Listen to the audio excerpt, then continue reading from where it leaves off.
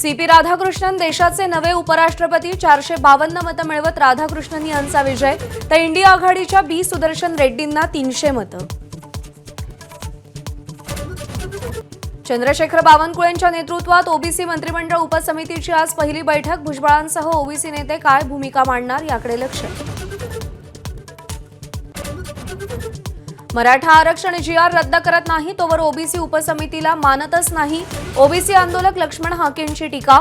Damage कंट्रोलसाठी सरकारचा केवळ फार्स असल्याचा आरोप।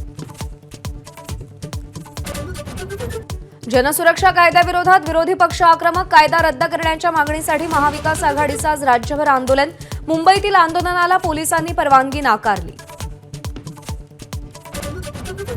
पंतप्रधान ओली यांच्या राजीनाम्यानंतरही नेपाळमध्ये हिंसाचार कायम। संसद आणि पंतप्रधान कार्यालयासह अनेक इमारतींची जाळपोळ। लष्कराकडून सुरक्षेची जबाबदारी।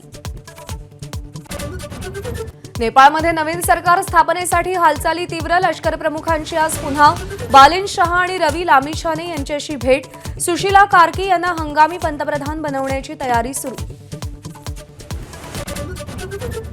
आयफोन प्रेमींसाठी खुशखबर। दमदार फीचर्ससह आयफोन 17 सीरीजमध्ये 4 मॉडेल लॉन्च। ॲपल वॉच आणि एअरपॉड्सचंही अनावरण।